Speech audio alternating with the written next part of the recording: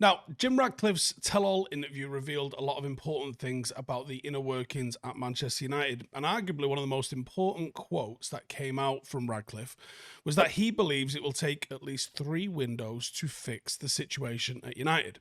Now, if that's true, there's going to be some serious planning to be done.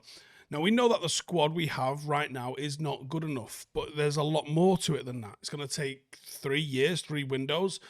Even our best players might end up having to be replaced. Bruno, for example, 29 now, will be 32 by the time that plan is complete. How much longer would you expect him to be involved as first choice, first team player? After 30, you used to see Sir Alex Ferguson handing out only 1 year extensions to people because you don't know how fast the drop off is going to come. It's going to come. You just don't know if it's going to be 32, 33, 34, 35. You don't know when it's going to come. So you're going to have a look at what steps we should be taking across each of the summers, starting with this summer. So United have to get this summer spot on. The manager knows what he wants. He's been here long enough. The fans, I think, know what we need as well. And this summer, we definitely need to patch the holes in the squad, and there's plenty of them. The likely outcome is probably going to be a centre-back, a central midfielder. There could even be 2 centre-backs, but I think a centre-back is looking at who we've been linked with already. A midfield replacement for Casemiro, a left-back. That's either an upgrade or replacement for Luke Shaw. A striker that's likely backup.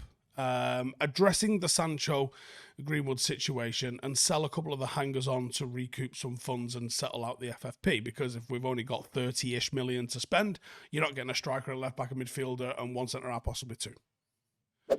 Now, the goal this window should be to provide reinforcements and, like I said, fill in some of the holes, eliminate some of the obvious weaknesses that are in the squad. You're going to need to bring in some quality.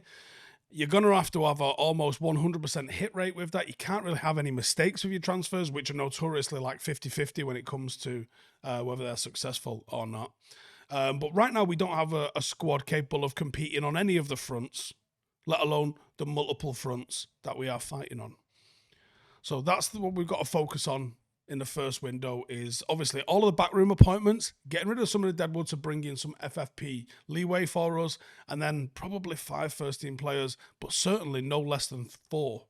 If you don't want to miss a single moment of action at the Euros, no matter where you are, then thanks to our video sponsor Surfshark, you can watch all of the UK coverage no matter where you are abroad. And I've just been away to the Euros and I've been catching up the games, watching them on BBC iPlayer using my Surfshark VPN. And the Surfshark VPN changes your IP address and it lets you virtually travel to anywhere that you want around the world, meaning that you can stream UK media libraries while you are on holiday or working abroad. Also encrypts your data and masks your IP, especially on those dodgy websites on public Wi-Fi's like in the airport or whatever, where I was watching the game the other day, and shields you from lurking hackers in the digital abyss. With Surfshark, there's no logging of your activities, granting you true internet liberation. Say goodbye to the ads, the trackers, the malware, creating a seamless and secure online realm for your exploration. One account covers all your devices. If you're ready to enhance your online journey, use the code Howson, that's HOWSON, for an additional 4 months free at surfshark.deals/Howson. And listen, there's a 30-day money-back guarantee. There is no reason to hesitate. Join the Surfshark family today and surf the internet worry-free. Cheers to Surfshark for sponsoring this video. Click the link in the description for that amazing discount. Summer 2025. So it's hard to plan too far ahead because obviously everything in football can change in a heartbeat. But if everything goes to plan, which it won't, in the first summer, United can then look to start to progress that plan as we go forward. So a plan for next summer could be catch up on any of the missed targets. That might be where the second centre-half position comes in. Probably look at a new right winger, because I think this season will be very much a make do amend with what we've already kind of got. I would think looking at a new right back, revitalise that entire right-hand side, whether that's competition or backup and replacements for the likes of Delo.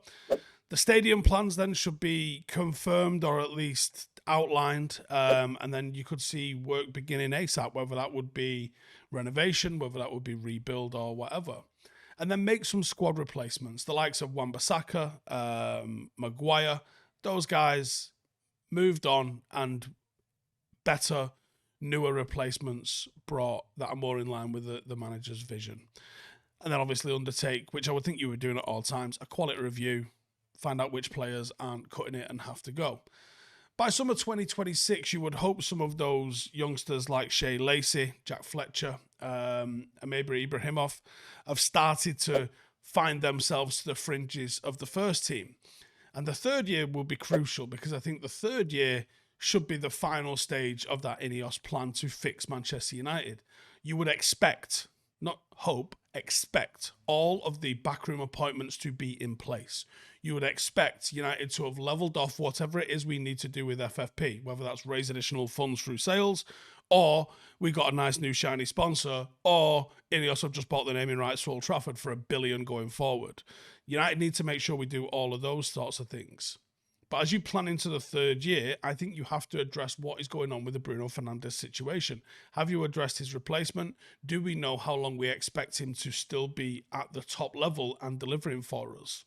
A quality review. See what's going on with the likes of Marcus Rashford, if he's still here at that point. Progress the stadium plans, revitalise the left side, potentially new left winger and a new left back.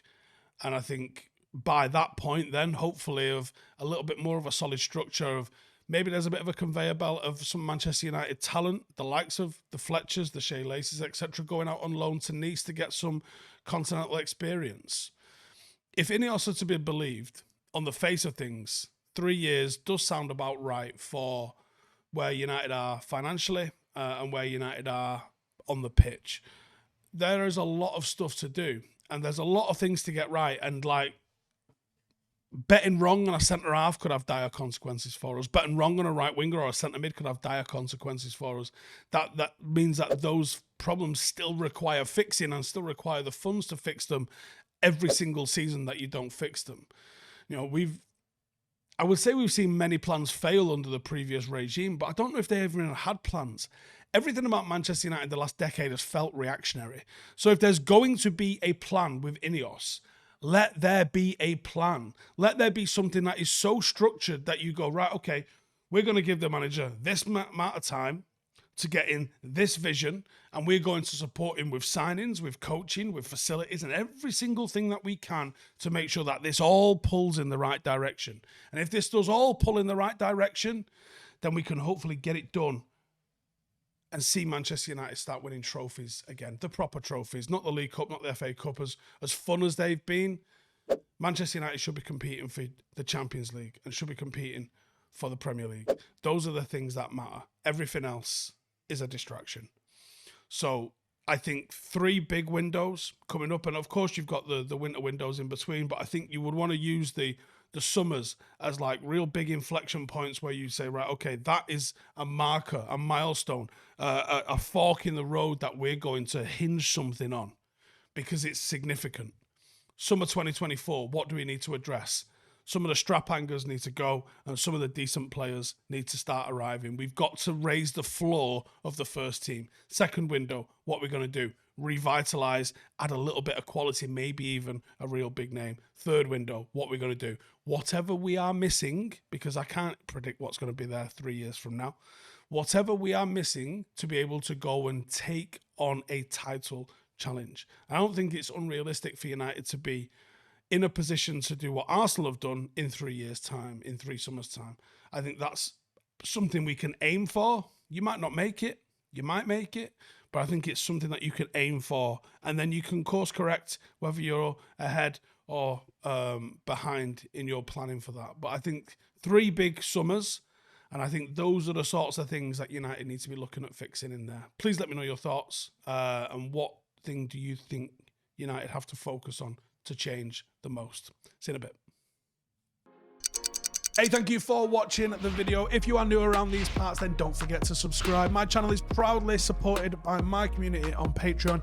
If you'd like to get a little bit of extra content, a Discord group, meetups, 5-a-side games, weekly podcasts, behind the scenes, and even an occasional bit of transfer news as and when I get it, then for the price of a pint, you can show your appreciation for the content that we make and get some goodies for doing so as well. Check the link in the description or click the button right here. You'll also find all of my socials here too if you want to follow me on any of those platforms. Nice one.